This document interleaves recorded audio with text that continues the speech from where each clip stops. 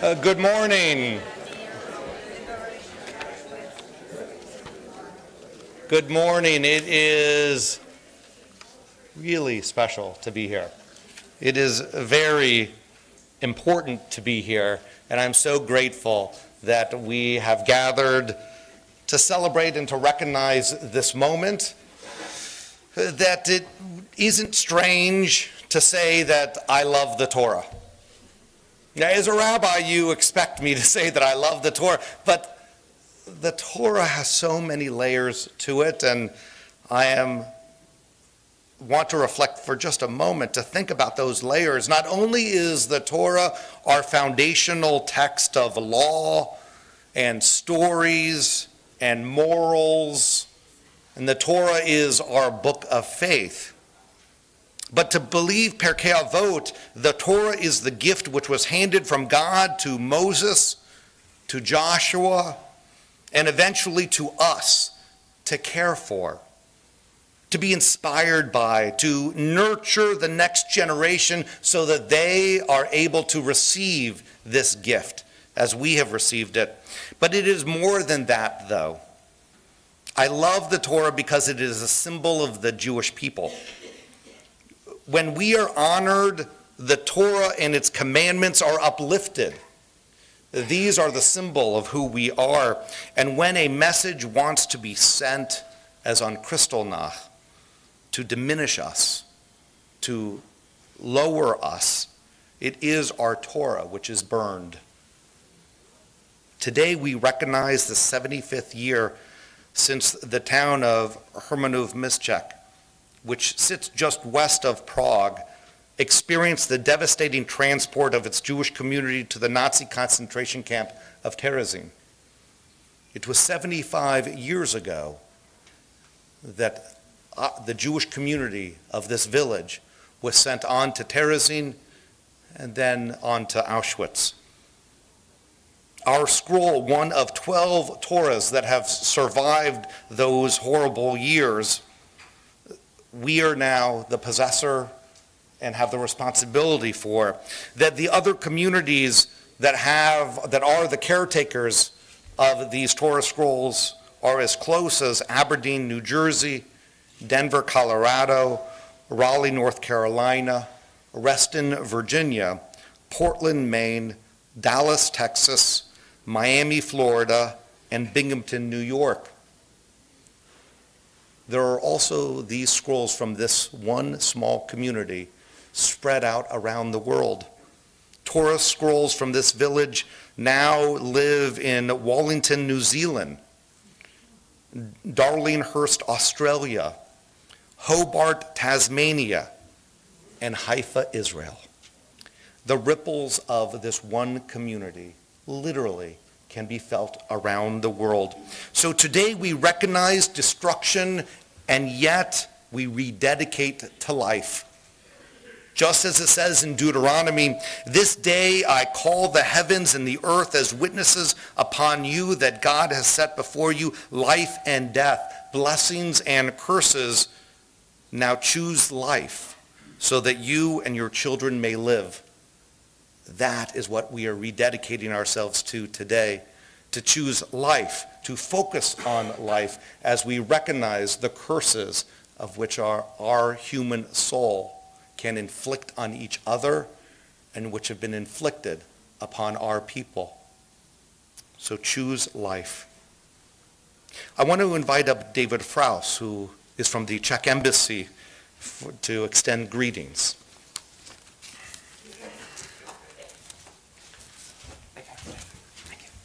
Thank you very much, Rabbi Harris. And thank you very much for inviting me to this very special day. I'm here representing the ambassador of the Czech Republic today. Unfortunately, he couldn't be here. Otherwise, he would be joining you on this very special day. I think special for you and special for the Czechs as well. But he's coming back from the Czech Republic later today in the afternoon. So this is a special day for you, special day for Czechs, I should admit, because for us it feels kind of a bit of our identity coming back together in a long process.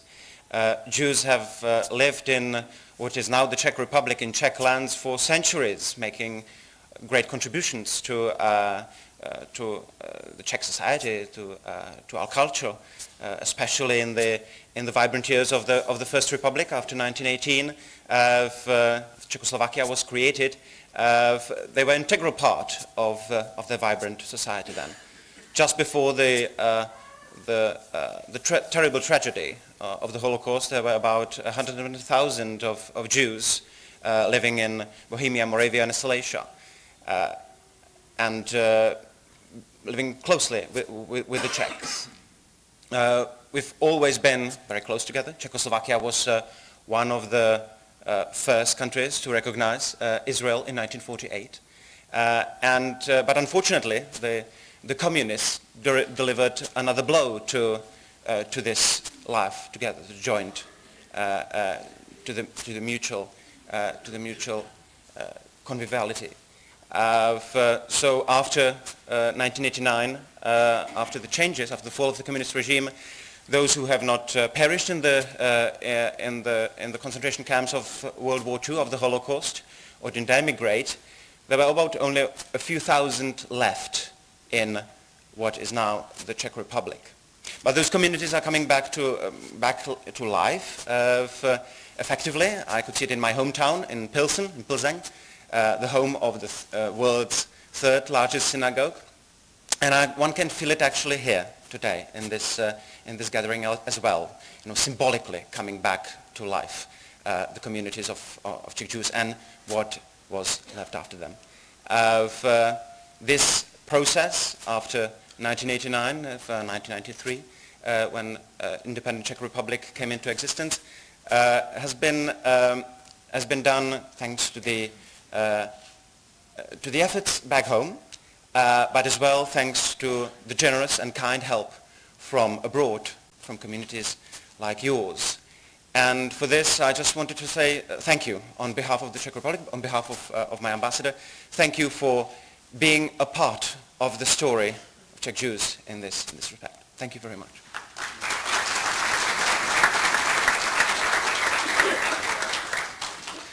Thank you very much. And so, when we are in the presence of a Torah, it is a moment of celebration and of honor.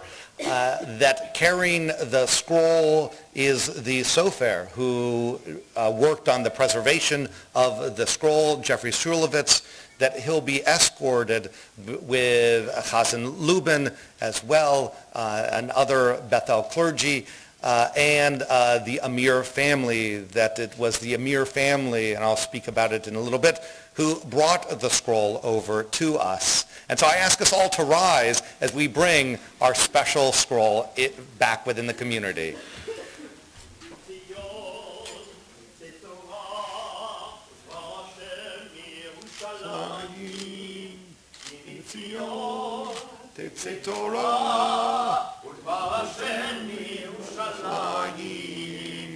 Tzion, Titze Torah, Hashem Yerushalayim, Tzion, Titze Torah, Hashem Yerushalayim.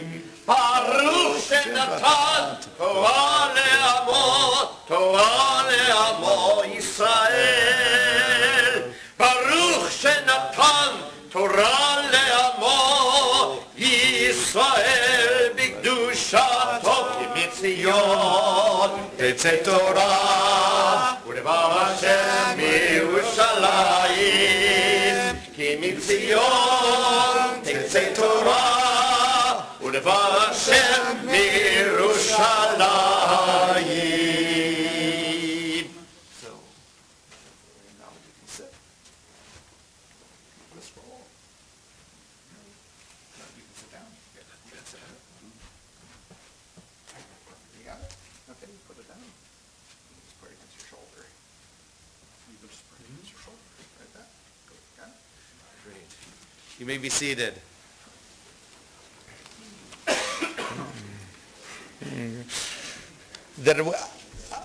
I've had the honor of the last few days to make a new friend. I should say before I go, I want to recognize also that Rabbi Rudolph is quietly sitting over in the side as well. Of course, it was under his tenure that the Torah has been here and been admired for so long, and so I want to recognize him as well. That in the last few days I've had the opportunity to make a new friend, that Petr Papoušek has been here in the community. He spoke a little bit on Shabbat, that we got to spend some time Shabbat afternoon, and he is a dynamic Jewish leader, that he is the president of the Federation of Jewish Communities in the Czech Republic, and he has come here to tell us about what life is, not in the past, but what's happening today as we choose life, and he'll share some of his story. Peter. Thank you. Dear friends, it's my honor to be here today with you, and I have to say that I feel very welcome here. I found friends here, and really it's a pleasure to be here. I represent here Czech Jewry, which has till now one of the oldest functioning synagogues in Prague, Maharal Synagogue, where you can have a Shabbat service till now, and it's one of the oldest synagogues. Of course, we also represent history of Jews, the knowledge and the education which was done in a Czech land, and unfortunately the destruction during the Shoah and the Holocaust. But yet, as we said, we are trying to live Jewish lives in the Czech Republic. We are trying to see a future, and I believe that there is a future, and that's what we do. I have to make some remarks about one event which took place in my town. I come from Olomouc. I don't come from Prague, which is the capital city, of course, but I come from Olomouc, where there's a small Jewish community, and it's connected also with the story which we are now celebrating. I have to say I didn't know about the stories of Torah, of Czech Torahs. Even I'm the president, and it's a shame. I didn't know much about how the Torahs were saved, how they were later on sold, how they were moved to UK, and then through the Memorial Torah Scroll Trust they were distributed to the whole world, as Rabbi just mentioned. And also the same story was with my Torah, Torah from my city, from my synagogue, from Olomouc, and the Torah had the same story, and ended up in '64 in UK, and then in 1970 this Torah was landed to California, to a Foster City congregation. And in my community we have 160 members. We are the third biggest Jewish community in the Czech Republic. We have a regular Shabbat service, we have a kosher kitchen, and we have just only one kosher Torah, which is in a bad shape. And we still read from the Torah, it's okay, but we know that it's in bad shape. So we were trying to acquire a new Torah, or a used Torah, and through one of our members we got information that there is a Olomouc Torah in the possession of Memorial Torah Scroll Trust, and it's used in the California at the Sinai Peninsula congregation. And we asked the community, and at the end the community got very enthusiastic in the idea to bring the Torah back to its original place, to Olomouc, and to use this Torah in Olomouc. So the whole process started because the Torah wasn't kosher, and the congregation raised substantial money to make it again kosher, and the Memorial Torah Scroll Trust came with the congregation to Olomouc, to my community, and with the software, and we finished the repair of the Torah in our community. And it was a very emotional event for our members, especially also for me. I recall that I even cried, when we were doing the Hachnasat Torah, because it was a Torah which was written in 1880 used in the community. People read, my ancestors read from this Torah in Shabbat, during the weekdays. Then the Nazis came and the story started, the bad story, but it ended up with a great story that the community in the U.S. somehow was connected with us, and they came and we dedicated the Torah again to a Jewish life. And I'm looking forward to be at Shabbat in my town, and we will read from the Torah, and the rabbi will come. So that's the story how your communities in the United States or all over the world, they are still connected to the Czech Jewry, Czech Jews, and it's a positive connection because something horrible happened, but we know that the future will be better. And I have to thank you for the bond which you are creating by this event and by having this Torah and reminding us that we have friends here in the United States. Thank you very much, and it's my pleasure to be here. And I have to thank the Rabbi and Micheline for inviting me. Thank you very much.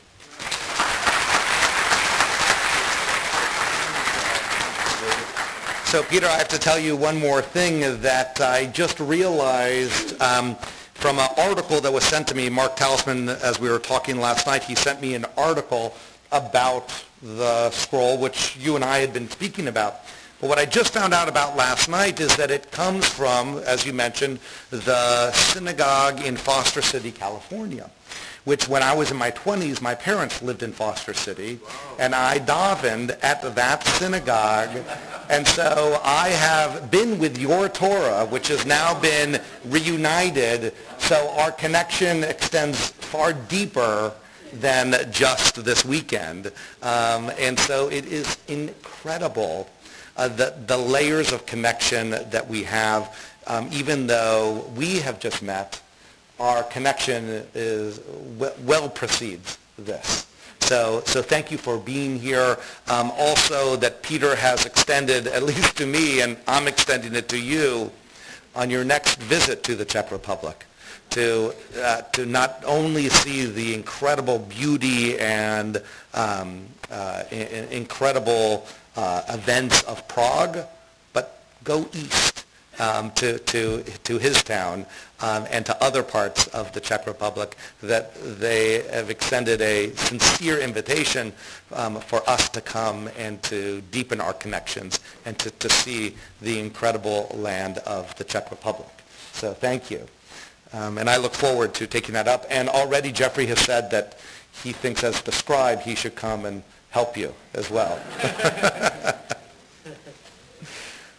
But the Torah and Jewish books shouldn't just sit on a shelf or sit in an ark, that it is something that needs to come alive, that the scroll was received from the Westminster Scroll Trust, which we mentioned later, but it was brought here to Bethel in an act of choosing life and of recognizing by the Amir family that when Dahlia, who just stepped out because her son had other ideas for the moment, but Dahlia's bat mitzvah was in 1991, and that is what prompted the Amir family to bring this very special scroll to us. That the Amir family has deep roots in the Czech lands and can trace their family connection to Rabbi Judah Loew, the Maharal, the great Talmudist and rabbinic leader of Prague. And so at that moment of celebration for Dahlia's bat mitzvah, Bethel became the caretaker and nurturer of this scroll that we are rededicating today. I want to not just recognize, but also to thank them for it. But a scroll, as I said, needs to be lived.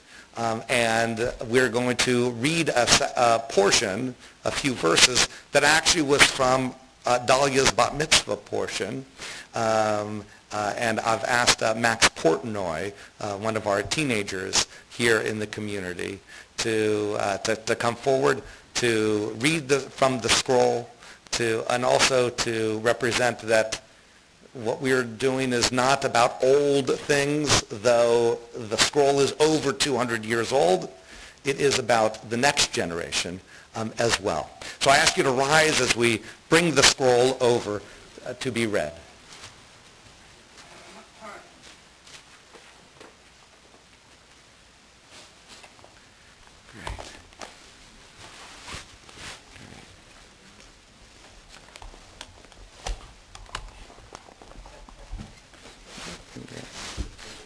Normally I have a gap eye. Here, Max, you want to grab the top? You may be seated.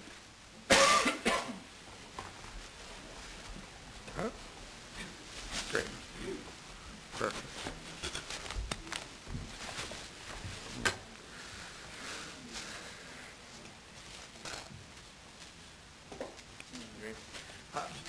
That in the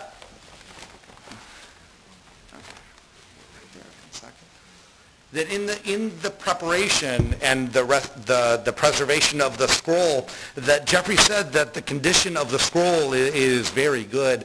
Like I said, it's over 200 years old, but the scroll was not. We chose not to make it a kosher scroll again, because our intention is not only to bring it from out often to be with the kids and with generations, but also if we restored it to its full glory, we wouldn't be able to display it and to utilize it in so many different ways.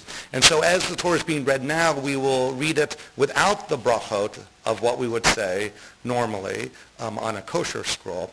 And we wanted the history of it to stay within, the experiences of this scroll to stay within. So I'll ask Max to read from this and to bring this back to life.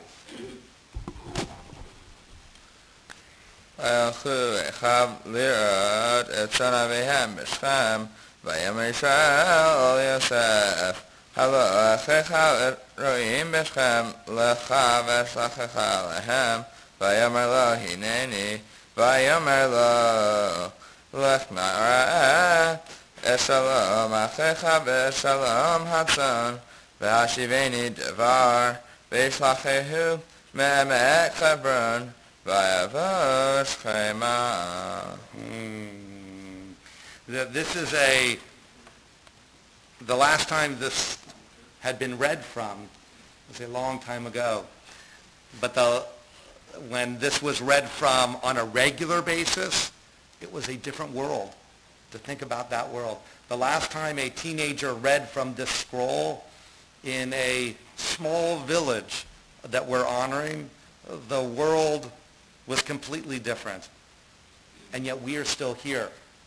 And we will continue to be here to read from scrolls like this. Choose life. And that's what we're doing.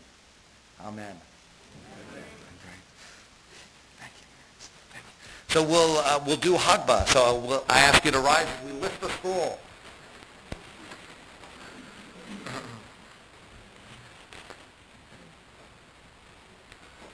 We'll turn to that here.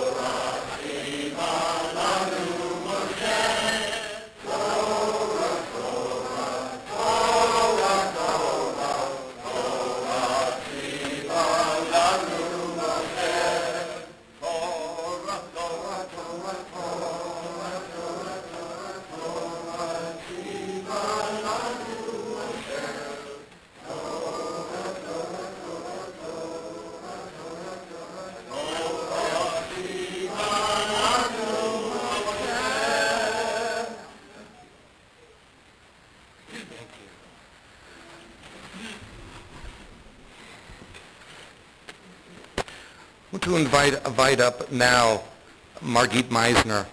Margit has been participating in we just concluded a 6-week class related to the Czech Torah, related to the village, and it has been fascinating. And she quietly has just come and sat in the front every week. And finally she said, "I'm Margit."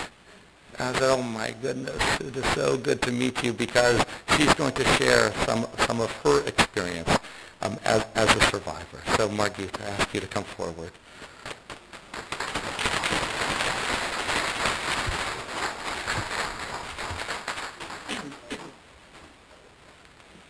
Good morning. I feel really very honored that I have been asked to say a few words here, because I don't have very much of a relationship to the Torah, because I come from a very assimilated family in Prague that made not much use of its Jewish religious background.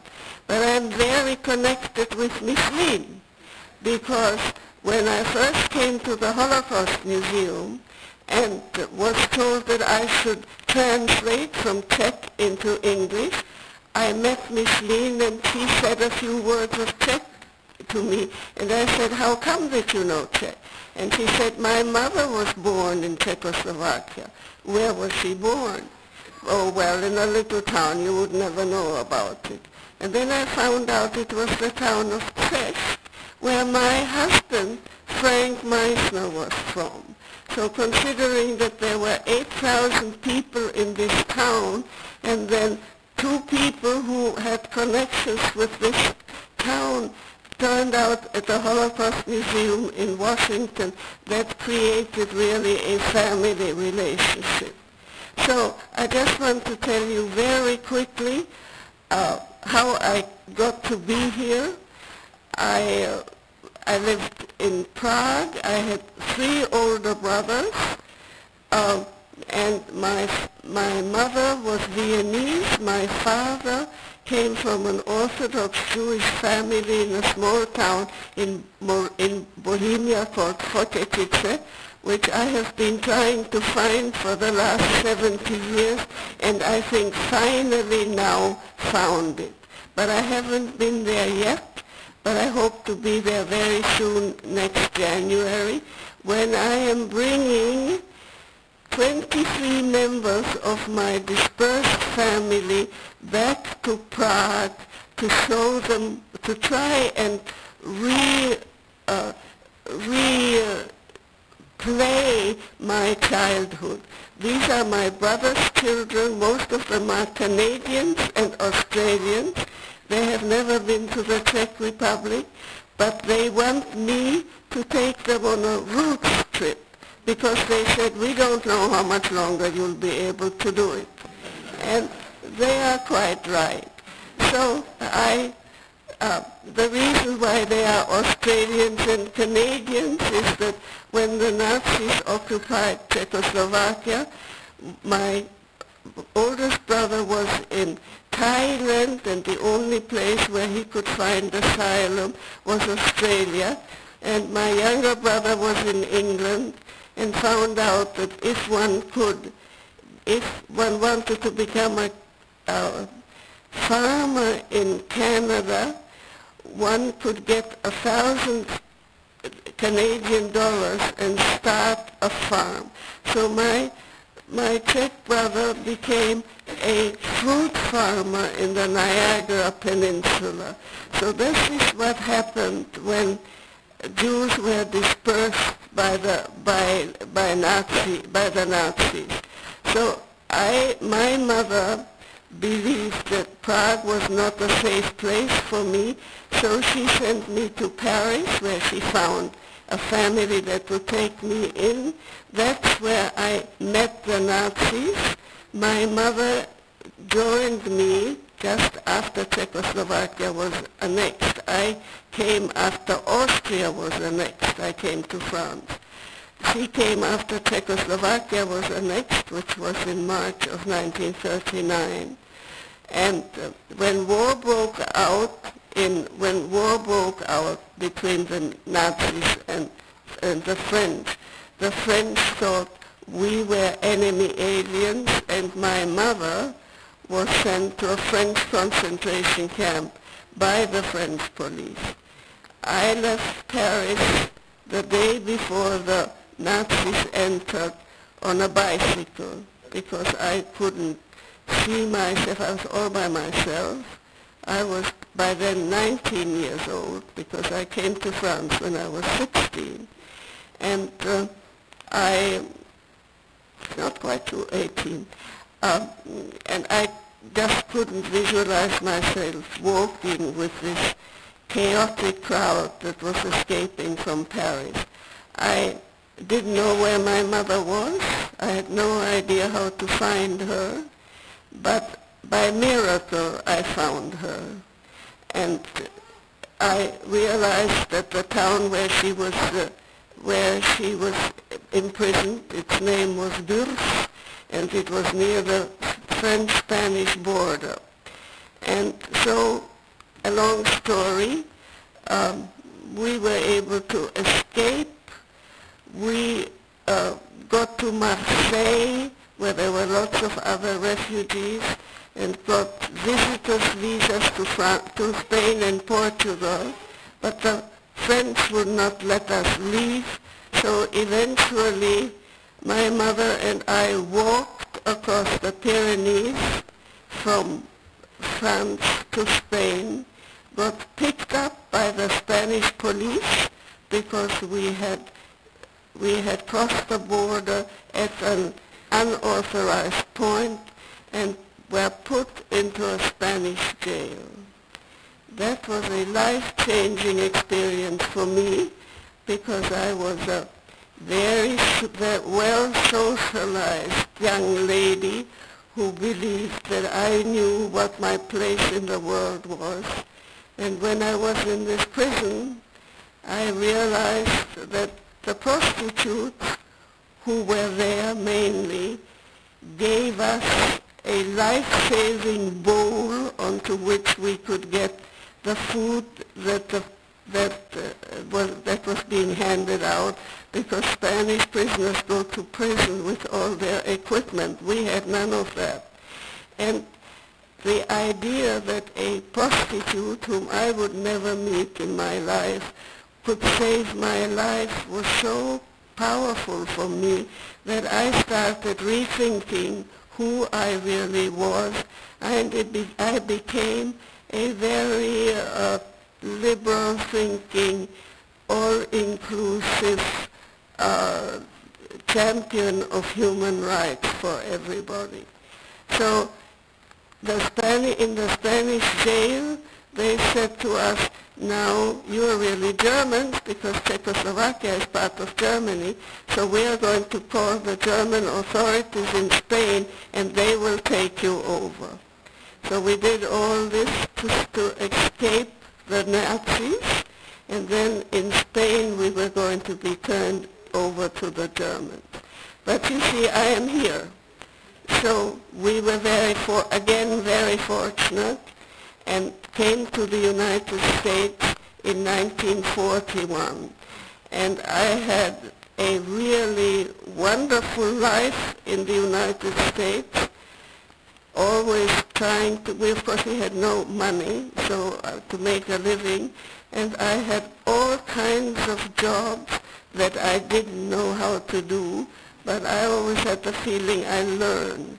And I've become a lifelong learner, and I've also become a lifelong risk taker, because if I hadn't taken risks, I probably would not have survived. And in terms of a learner, I am really thrilled that I am here today and learning something about the Torah and about Hermanuv Mestec, which I didn't know, and I think that this is going to put me onto a path where I am going to become more informed about the Jewish religion, which I really have had no relationship to. So I want to thank you again for inviting me.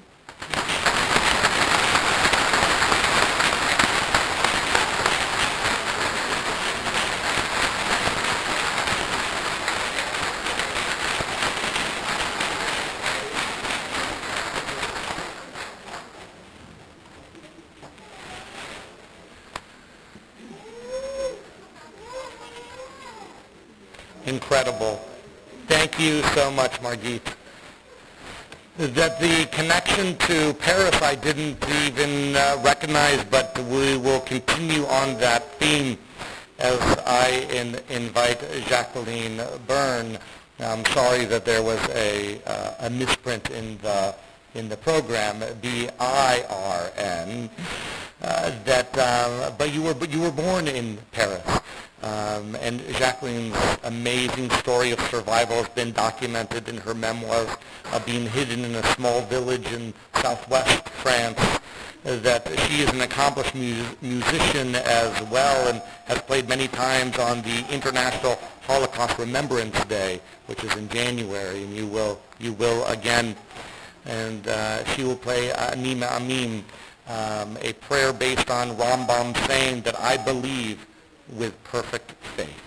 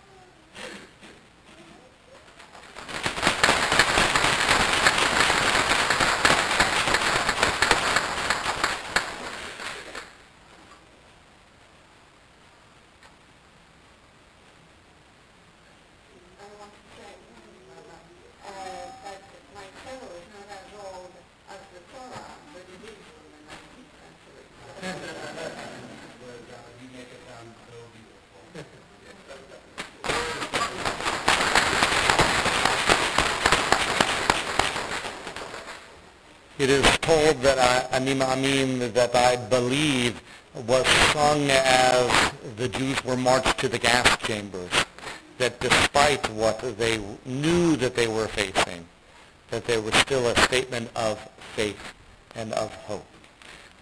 Replaying that here shows that their hope was not unfounded.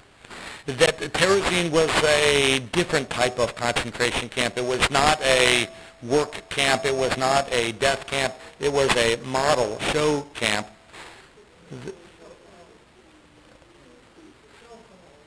So-called. Right? It was part of the devious ways of the Germans, of the Nazis, that but yet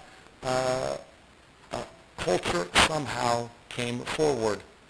Poetry was written, and so to recite two of the poems that were written there, I wanted to invite the almost youngest part of the Amir family, Cheyenne, to come forward to read a poem of Terezin. I never saw another butterfly. The butterfly, the last, the very last, so richly, brightly dazzling yellow, perhaps if the sun's tears would sing against a white.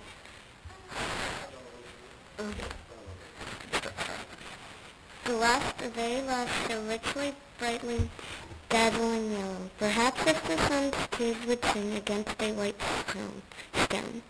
Such a yellow is carrying lightly way up high. It went away, and sure, because it was to kiss the world goodbye. For 7 weeks I've lived here, penned up inside this ghetto. But I found my people here, the dandelions called me, and the white chestnut candles in the court. Only I never saw another butterfly. That butterfly was the last one. Butterflies don't live here in the ghetto. Paul said The second poem called At Terezin. When a new child comes, everything seems strange to him. What on the ground do I have to lie? Eat black potatoes? No, not I. I've got to stay. It's dirty here. The floor, why look, it's dirt, I feel. And I'm supposed to sleep on it. I'll get all dirty. Hear the sounds of shouting cries, and oh, so many flies. Everyone knows flies carry disease. Oh, something bit me. Wasn't that a bed bug? Here in the Terezin, life is hell, and when I'll go home again, I can't yet tell, Teddy.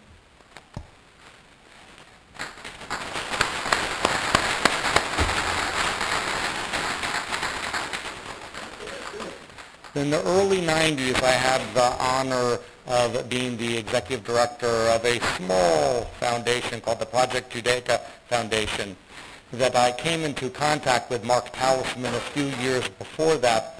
He is the president of the Project Judaica Foundation, and in those years when I was able to work with him directly, I'm constantly inspired and appreciative of his mentorship over these years, that Mark is here today to share his connection with the Czech community in very inspiring ways. Mark Talisman.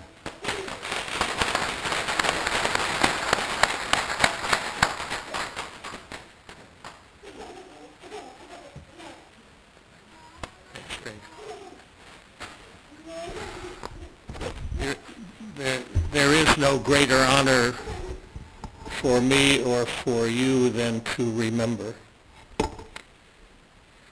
Remembrance is a very difficult thing and a very difficult process and a very easy one to forget. Too many times we have lost people and their names go unnoticed, except for close-in family at Kaddish time maybe. This process is very dear to many of us. When the President appointed me as founding Vice Chairman of the Holocaust Museum and Elie Wiesel as the Chairman, Zachor was the key word of the planning for that museum. And what Elie wanted was a tunnel of faces with names attached through which everyone would have to enter. he was the dreamer, which is why I was appointed as the person here on earth. Because we couldn't do that physically. You know there is a tower in the center of faces of one village of Theresienstadt, done by a wonderful Raphael, a blessed memory, that started this trend throughout the world to have faces and names. And here you assemble, not only to rededicate the Torah, but because it is associated with Peter's now charge of memory for the entire Czech Republic of all the Jews who perished.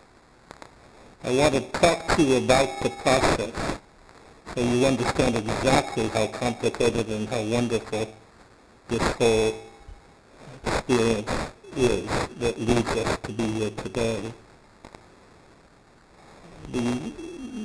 The Jews supposedly came by legend to a crossroads of the Volga River, which was a trade center. Supposedly in the 10th century, it is said, and there was an empress who was dying, in her 90s, and she brought the ears of the two grandsons to her deathbed and whispered that there will be a people who will come and you must honor them, protect them. That's the legend. The rest is another matter.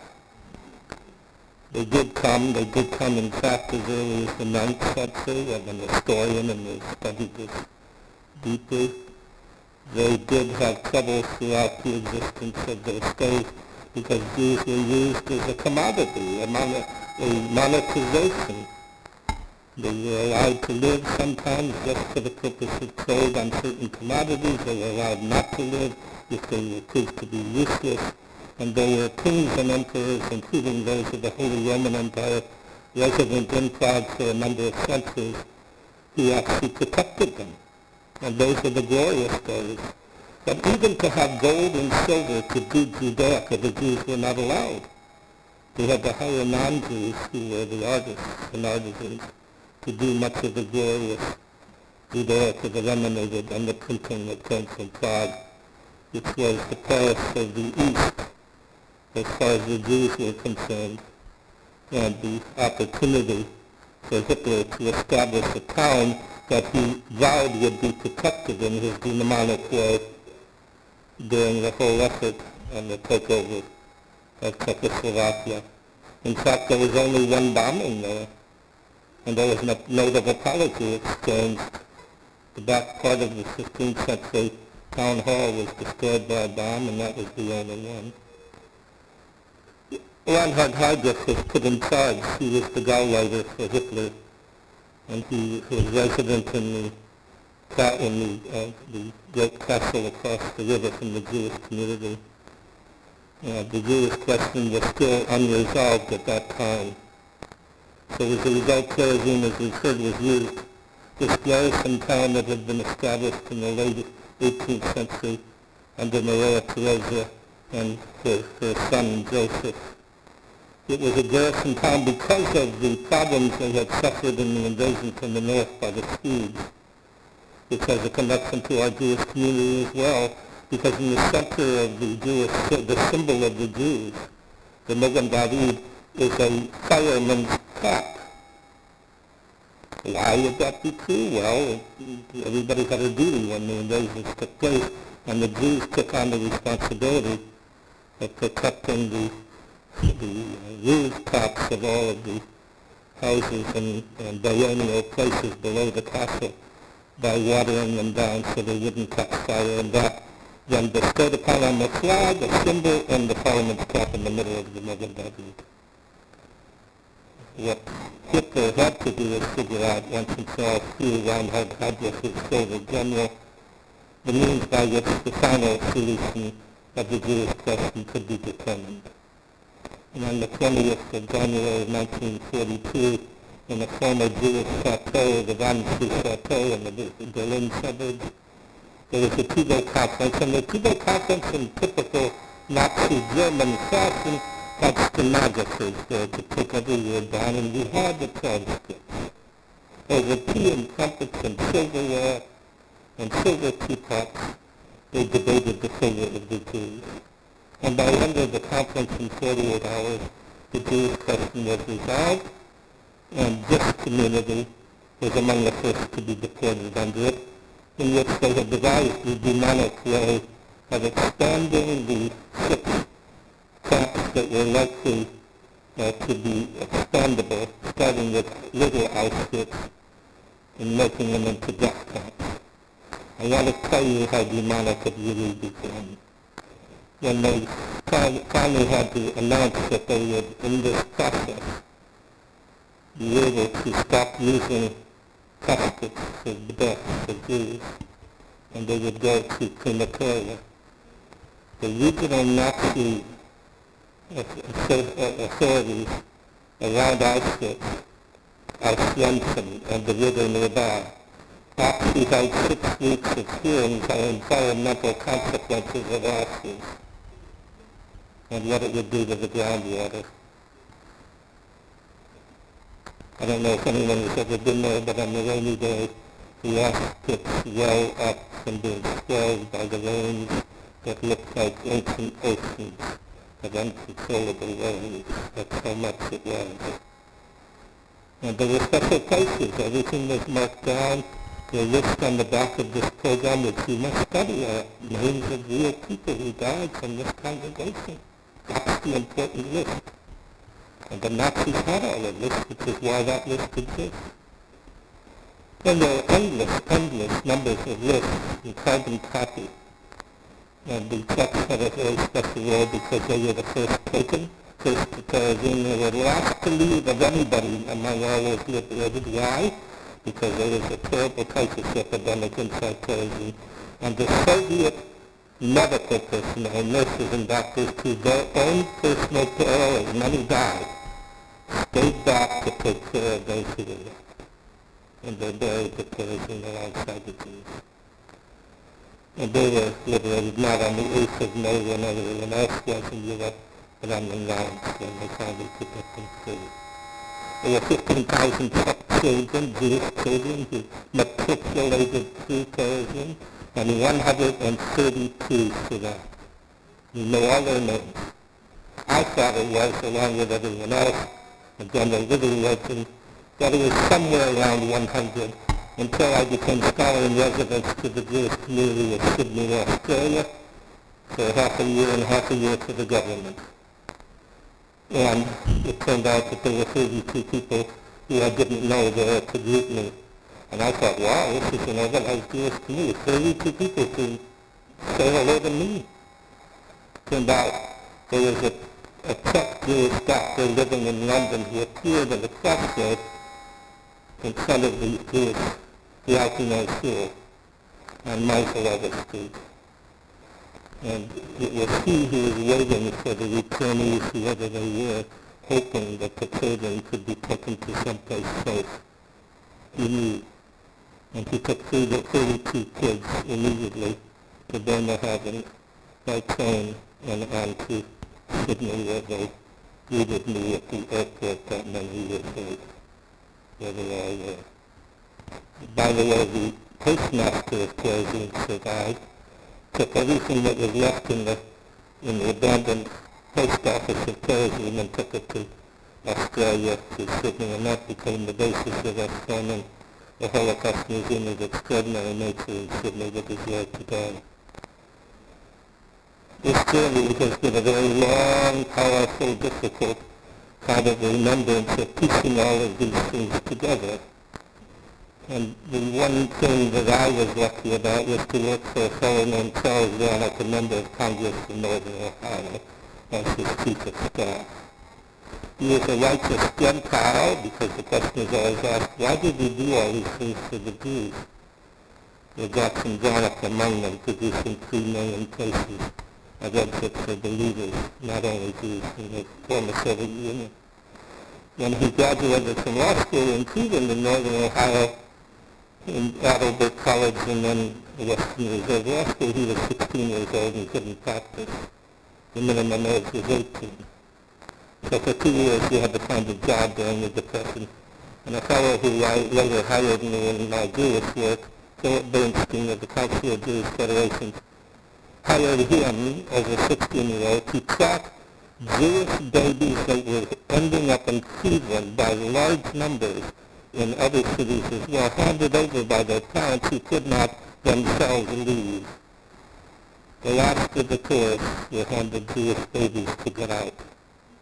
This Roman Catholic, Charlie Vanek, came home in tears, his mother told me, every night. How is it that human beings do this to other human beings, that babies do not have parents and their parents are still alive, maybe? And it was that made him a resolute human rights advocate the rest of his life, and he had power to do something about it. He became chairman of the new trade subcommittee of Ways and Means. I helped create the new trade subcommittee because, and you Washingtonians will understand some of the inside joke, only because not only Wilbur Morris was overridden finally, but Sonny Fox made it happen. What Jefferson couldn't do, he did. That many centuries later. And the Czechs desperately wanted no Soviet nation, this miserable Orthodox communist government we had to deal with. That Charlie Vanek as a fellow Slav with that same thick blood, and he had to give the most Soviet nation status. And he said, not going to happen. Not until we get some behavior that is recognized in the Western world. They were doing terrible things. We walked into the Jewish Museum, which they took me to at midnight. It wasn't a museum, it was locked up. They brought a man in a white lab coat. It's such an amazing thing for me to even think about it now. What is his name? František Kafka. What else? He has his lab coat. He has an ancient medieval iron wrought ring of iron handmade skeleton keys, and he's rattling them with a huge torch. They called it a huge, very large flashlight. And we go to the night of synagogue at midnight, only at midnight, and I was hearing the golem clapping us in the back, because that's where he lived, in the streets at night. He turned the key with great labor, took 2 hands to do it, he flung open the door, and out came this sickeningly dusty, horrible, sweet smell. And they pushed me forward to have the honor to walk in first, because they didn't show these things at that time in the early 60s. They were locked up. And by the way, Jews, when there was a museum, were never mentioned by name. These are mysterious objects that came from somewhere. I fell immediately on my face, totally bloody on this cheek, fallen on a hand-wrought iron grate that had been the grate that covered the both doors, originally made in the Renaissance, and in the center was the Magen David with the fireman spot imprinted on my cheek, bloody. So here I am with a congressman, 2 other congressmen, and I'm on the ground. They get me up, they start to look around, and the flashlight is going like a beacon. You see flashes of things that are so mysterious. How can there be so many things on the floor?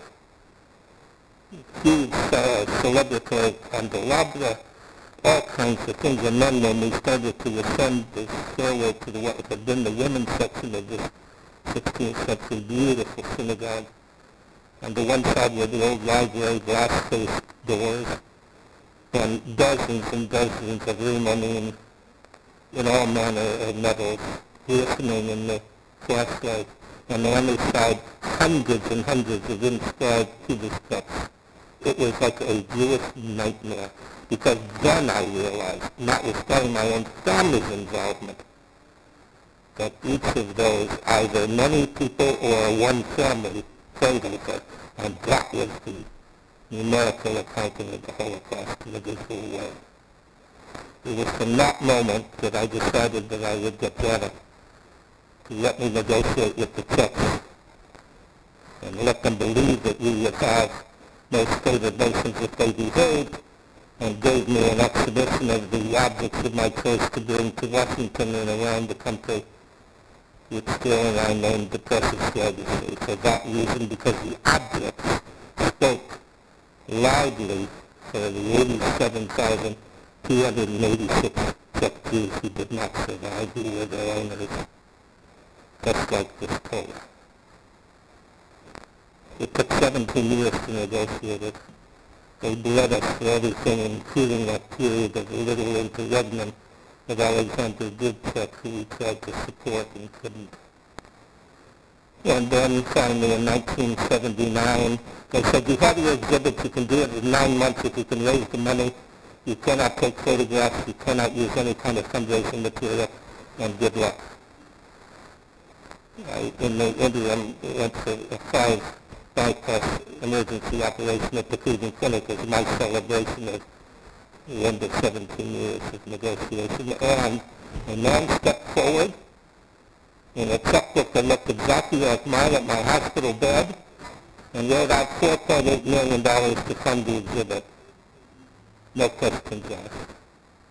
And we opened in the week at the beginning of the commission that President Carter constituted with Ali Wiesel and me as the chair and vice chair to determine whether there should be a Holocaust museum in Washington, because it was a 50-50 proposition from renowned historians from all over the world who said there should be none in Washington. There isn't where it happened. The museum must take place for where the events happened, not in Washington. Lucy Davidovic, who's one of the people at least I could see eye to eye to, and I must say by the time when I first came here 65 years ago, I was their height.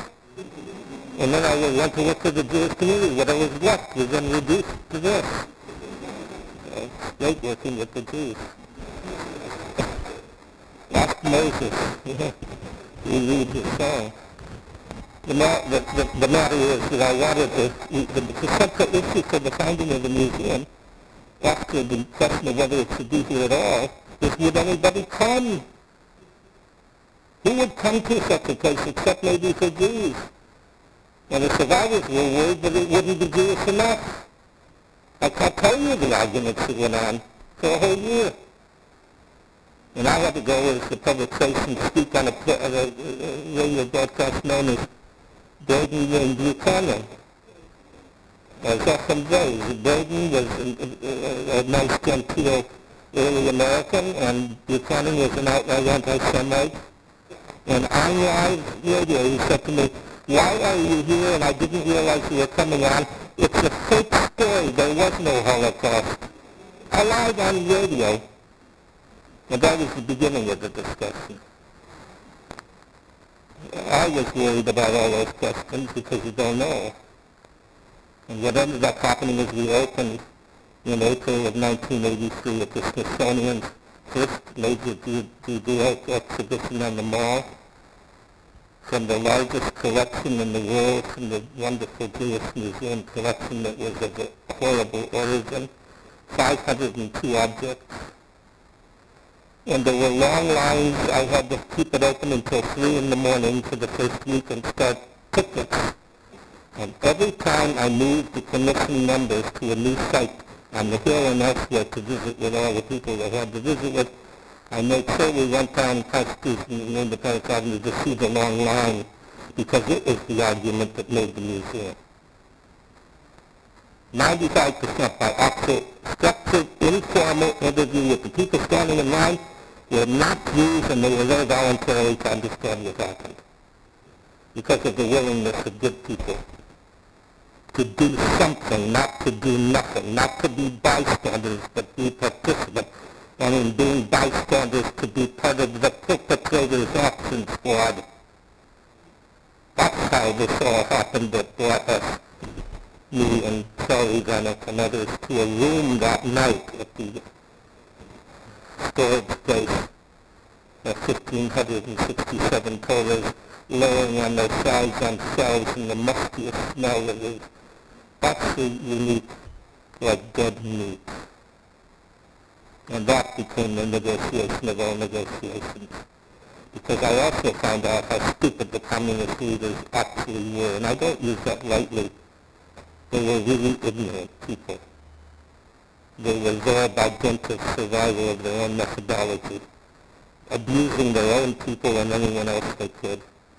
And the only thing I was sad about is every time we had a congressional delegation, we provided employment for one-third of the country who were secret police following us. So the question was, how do we get the Torahs out? There was activity going on.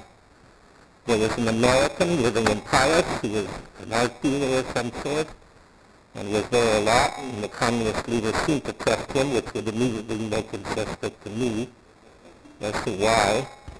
And there was another person, Beth, in his purposes, underground doing things, I'm sure having to do with money, and he provided the wherewithal. But Vanek was the secret weapon, because he made it clear there wasn't going to be any kind of movement. And I said to him, you know what happens to people? I'll never forget this. The last time we were in their offices in the castle, I said, the people who hold Torahs, these sacred objects of an ancient people, do not understand what terrible things happen to them for having done so. Because I knew they were very superstitious. And one of them came to me afterward and said, what? What happened? I said, don't know. And it went on. For several years it went on. And in 1964, the negotiation was not about paying for the Torahs. I said to them, from my side, if they offer you money, it is for the storage fee for all the time you lovingly cared for them, not for the Torahs which can't be bought and sold. And we couldn't bring them to the United States. That would not be good given the lack of relationship. But there was a new synagogue in Westminster in wonderful England, London. And there was a group of people who were willing to host, even though they wouldn't organize. The organization came later. There was, again, a realization when one looks at that many Torahs in one place that it represents all of the people collectively and individually for each Torah who prayed over them for all of the centuries. And we're no longer here to do so, and here was the remnant. If ever there was a symbol of what the Holocaust really was, this was it. And the wimples that were binding them all, handmade, hand-crocheted, some elegant, some made out of brocade from China, which affirmed my view, which I did something about later, that it wasn't only Cochin in the 19th century that were used in China. It was at the destruction of the first temple they got as far as India, and the second they got as far as China. And there were things I found in the outpost in the Muslim synagogue on the 5th floor. It was like a dry cleaning store. They had 1x4s crudely built with plastic-covered something. And this was after 2.5 hours in the middle of the night looking at this stuff. They were trying to impress us, and they did. Not for the right reasons. And they brought out the first piece, and it was a Torah mantle, Torah curtain, that had within it 2 separate panels of textiles going back, I was told then, to at least the 9th century Chinese brocade in the center. All of which had been sold from one to another to piece together this. And there were somewhere in the neighborhood of 2,250 Torah curtains in that room. The wimples that tied the Torahs were then used, they were used first as binders when within the first month the baby was circumcised, baby boy, and then taken to use to bind the Torahs. So the largest collection of Torahs and the largest collection of wimples, all at the amazing Westminster Synagogue. There was a woman who became the voluntary secretary. She was from Brighton, an elegant, wonderful woman by the name of Ruth Sasser, whose father was Solomon. We got to know each other. I stopped her. I happened to be picked up at Heathrow by a fellow who was a jolly fellow well met. He was a Jewish cabby. And he said, you want to go to the Westminster? I've never been in there. So I said, come on, John, let's go.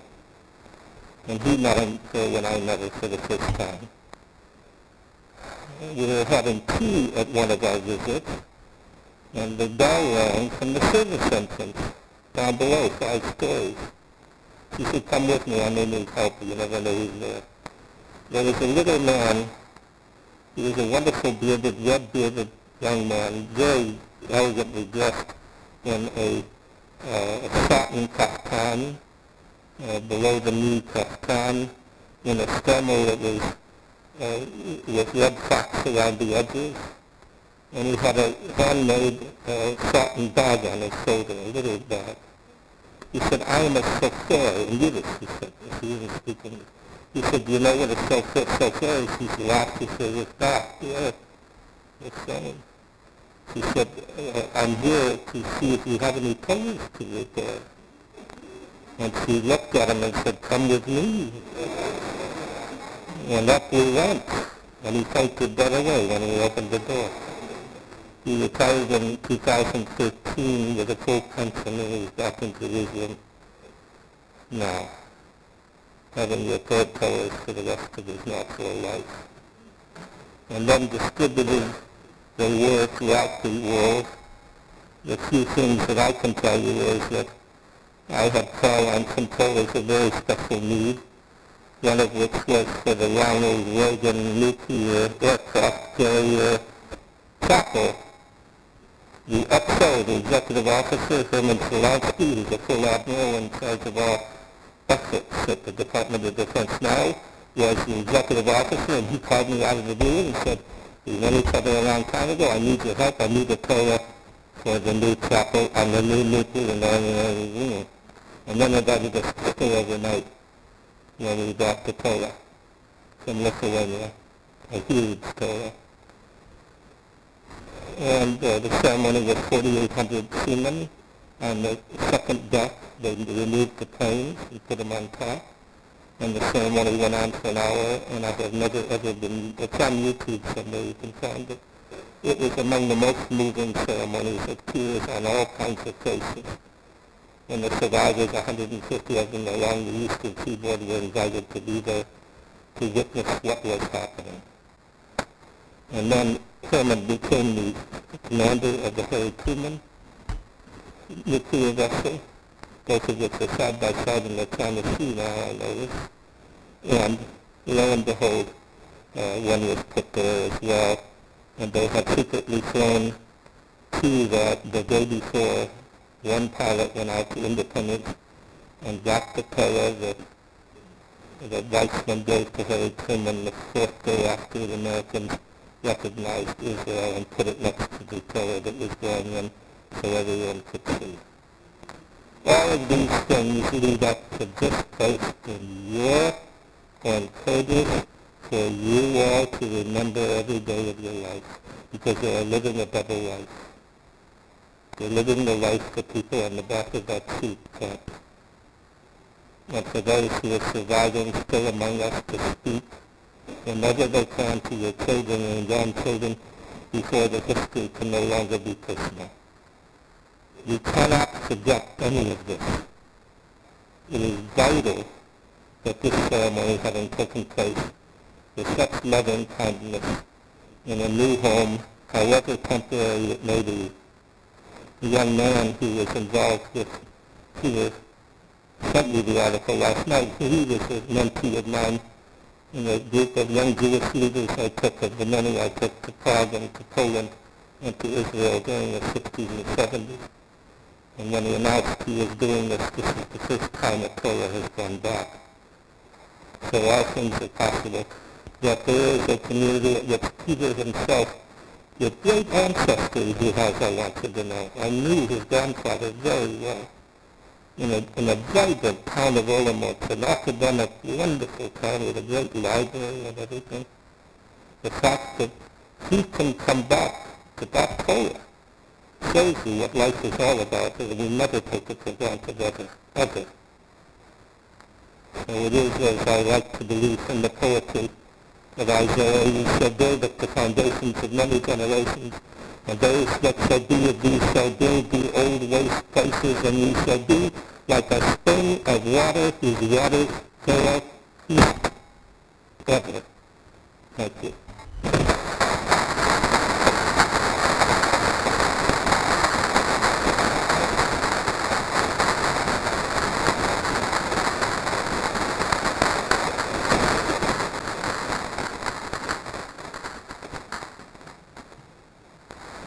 thank you, Mark, for your stories, your inspiration. That I worked directly with Mark for many years, and I still have not heard the bottom of your reservoir of either stories or your passion or your inspiration. So thank you for being here today.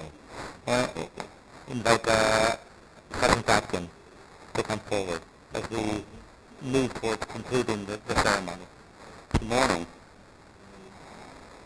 A number of years ago, I was involved in Connecticut with the Greenwich Music Festival, and we did a program called the Music of Terezin. And there were several noted composers at Terezin.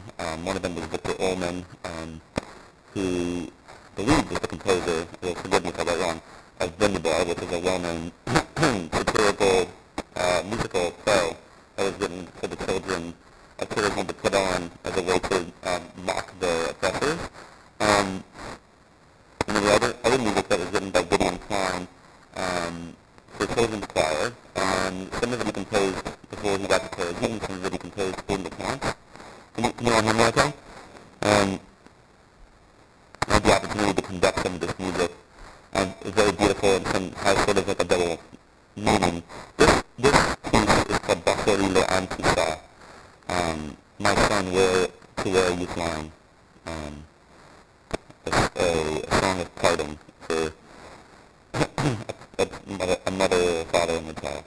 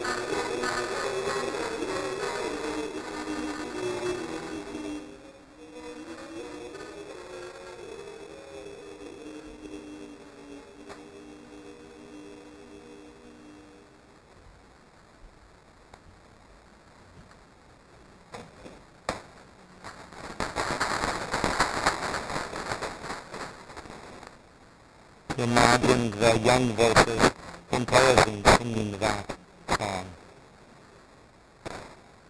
I want to offer a moment of silence after that haunting music as we reflect on the names of the victims that are listed on the back of the program, the victims of Hermanuv Mestec. They're listed here, but more than victims, we honor them as being the ones who cared for our scroll, or I should better say just their scroll that we now pray for, is that they are the ones that listen to its words as we have done today. They are the ones that by circumstance have gifted us now this Torah, and we praise their legacy. And I'd invite us to turn to the back, have a moment of silence, and then we'll rise for the morning's prayer.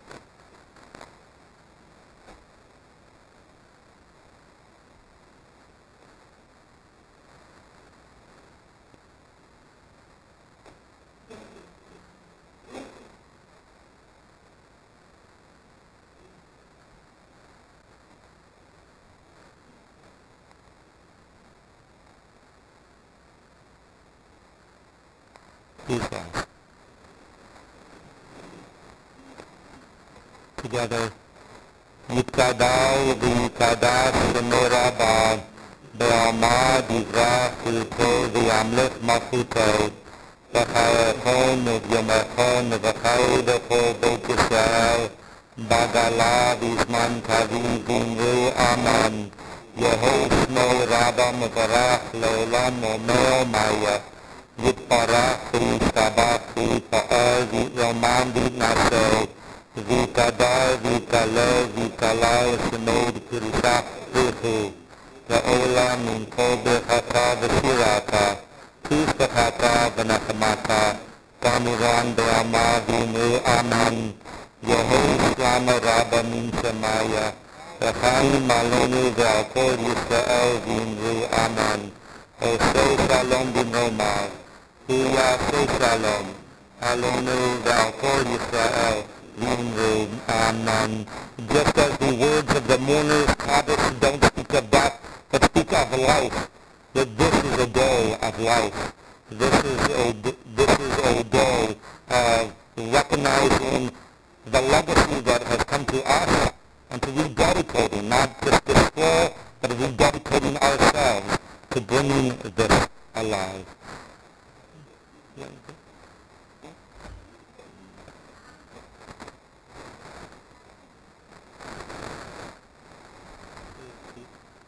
On the screen, can I ask you to come forward?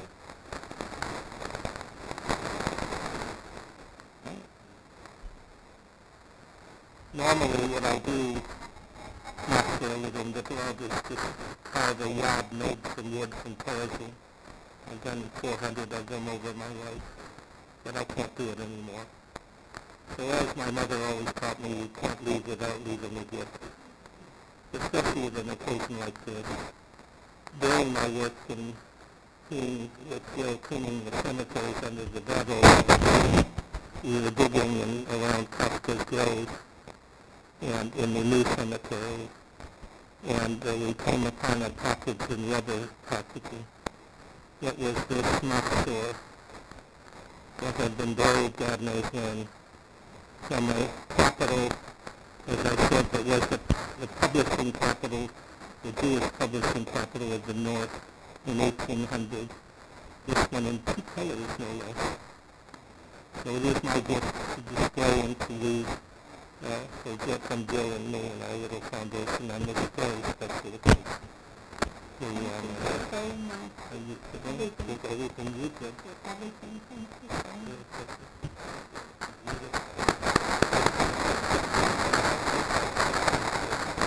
And